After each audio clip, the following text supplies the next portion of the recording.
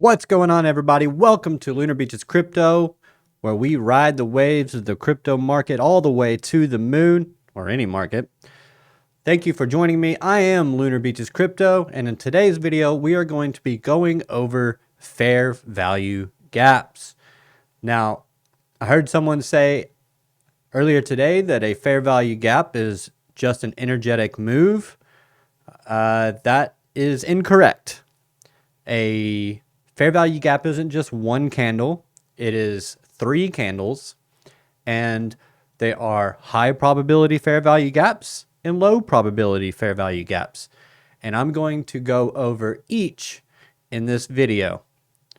So, without further ado, let's go ahead and get started. Like I was saying, a fair value gap is created on 3 candles. So you got 1, 2, 3, 3 consecutive candles, 3 candle move, and the fair value gap, or FVG for short, is the space between this wick on the first candle and this wick on the third candle.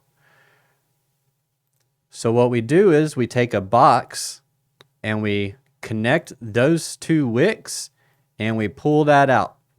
Now, if these candles are green, we can see they're moving to the upside, so we'll just go ahead and make it green. So this is going to be a bullish fair value gap. And this is something that you want to see traded back into.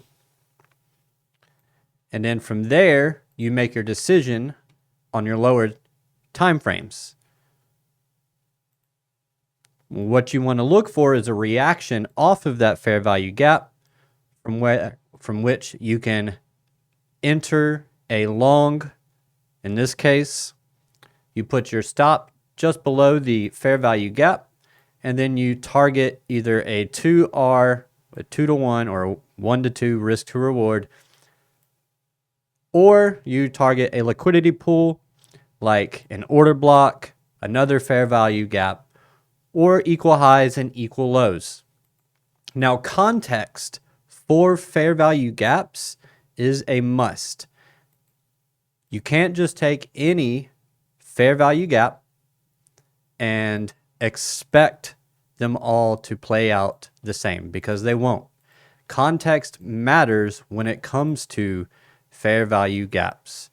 Now, prime example happened earlier today. We're going to go down to the 15-minute.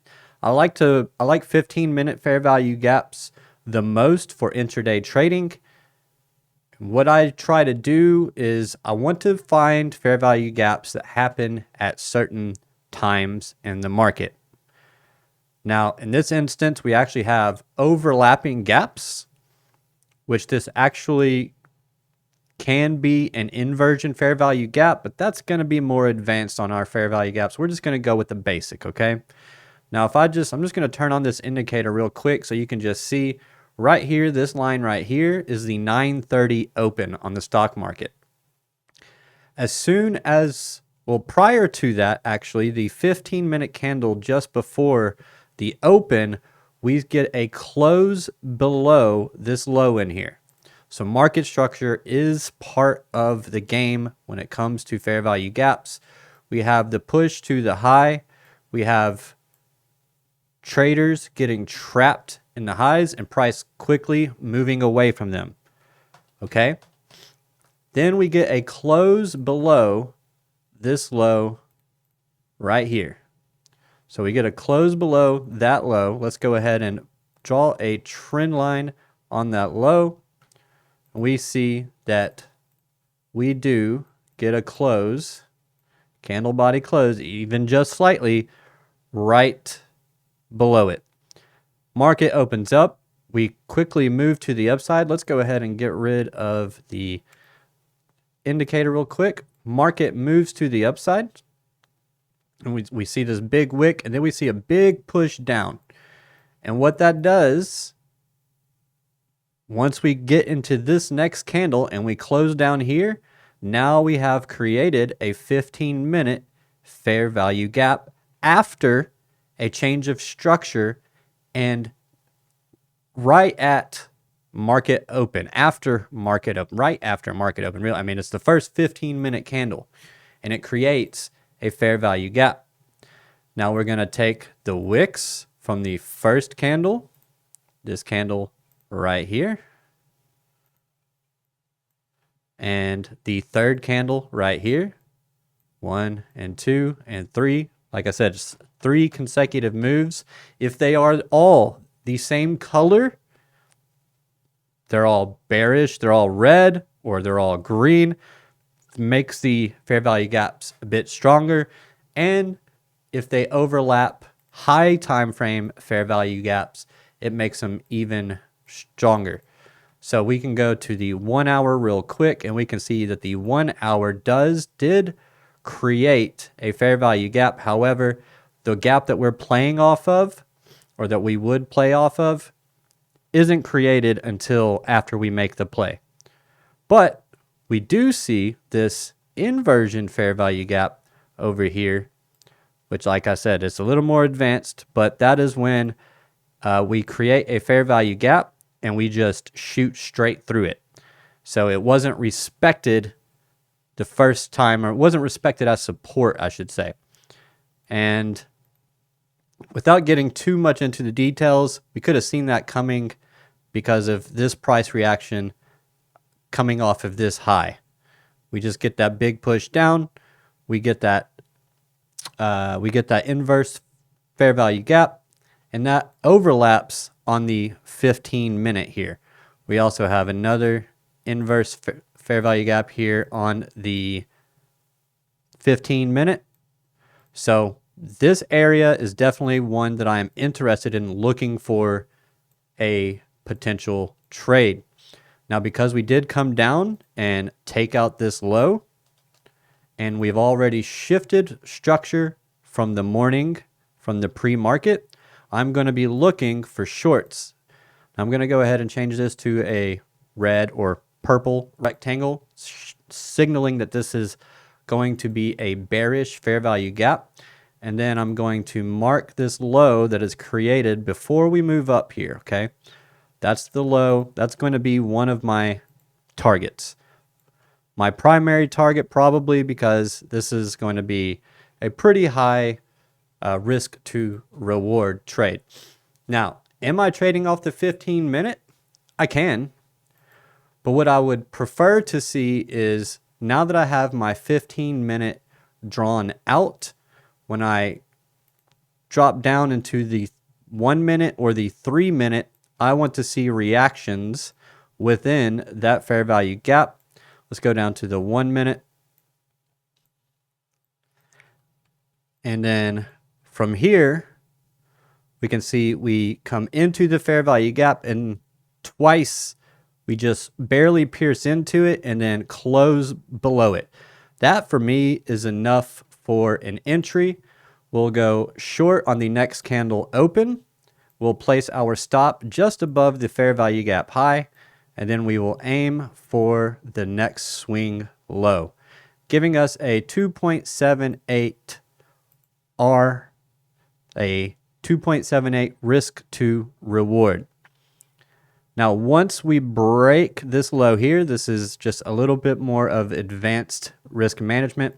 Once we break this, especially with the big push down here, the big candle, that's going to allow me to move my stop loss back to entry, and then I'll just ride the trade out. So that is an example of a bearish fair value gap. Hopefully that helps you in your trading, and to remember to look for these fair value gaps at specific times.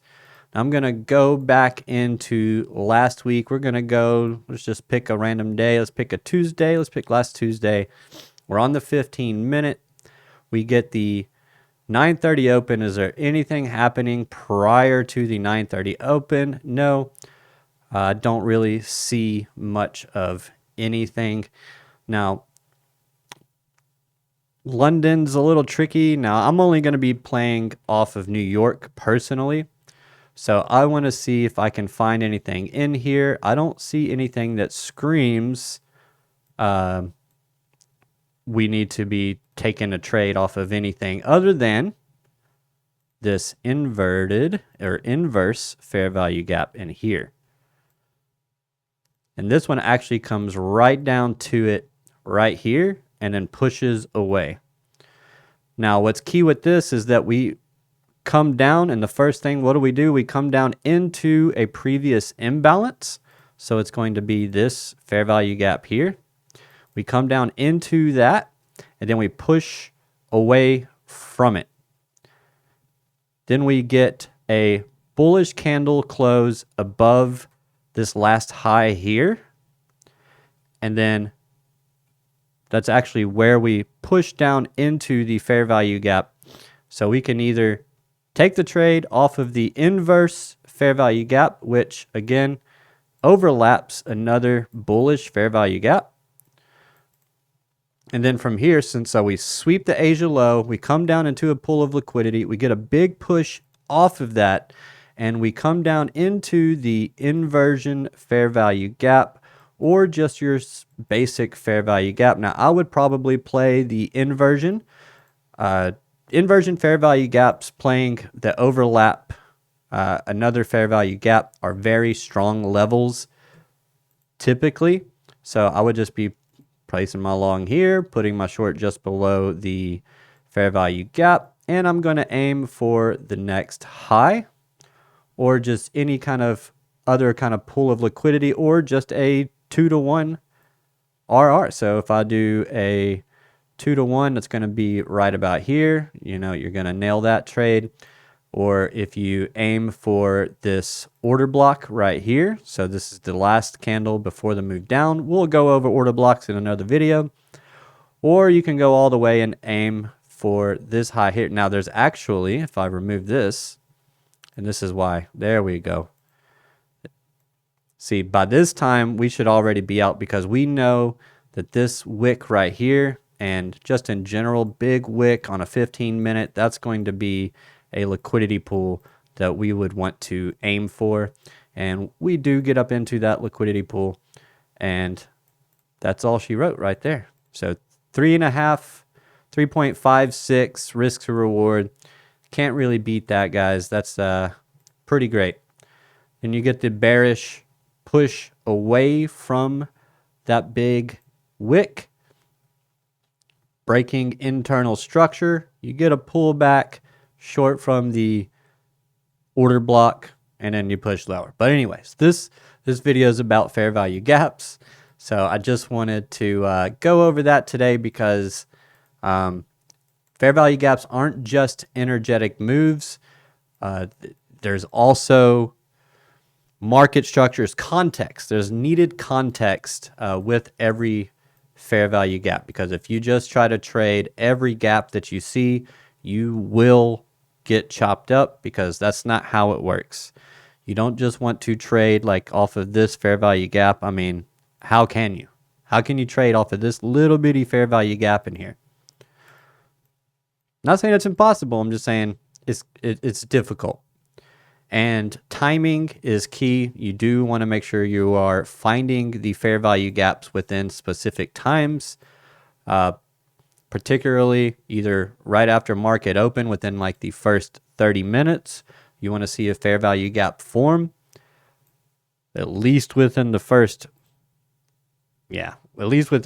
like, I'd say about 10:30, within the first hour, you want to see a fair value gap form. Now this one doesn't form until 11, and you are reaching down for lower prices. So the main thing is just going to be wait for a sweep of liquidity. So in this instance, it's going to be coming down, taking out the Asia lows, and coming into this imbalance over here. And then we get the strong push back up to the upside. So really, I would just want to see it during the New York session, early New York session, pre-lunch. That is when you're going to have your most probable fair value gaps. You'll also get them during the New York kill zone, which we can call from 6 to 8:30. 6 to 8:30 is 6:30 to 8:30, 6 to 8:30. That little pre-market session, that's when I'll also look for a fair value gap to form. If one doesn't form in there, then I don't care about it. So I have mine specifically marked off for 6 and 11 a.m. So if that's when that's when I like to look for the moves, and we do get that one that forms that inversion fair value gap that forms at 11 a.m. So it happens after the fact, after 11 a.m., but it creates it right on that candle. So either way, the main thing is taking out the low and getting into that imbalance and then pushing to the upside. Now you could actually play off of the same fair value gap, twice. So you could play it off of this wick here, and then you could play it again here. And like I said, you're aiming for either another fair value gap, which you do have one up here, and you also have an order block right here. So, yep. So that is going to be it for the fair value gaps.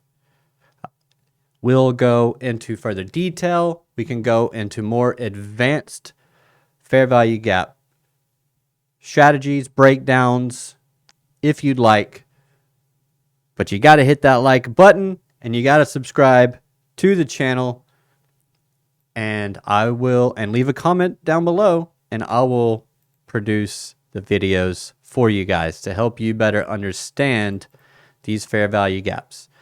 Hopefully you got something from this video. And yeah, I appreciate each and every single one of you for watching, and I will see you all in the next one. Mad love. Peace out. Ride the waves.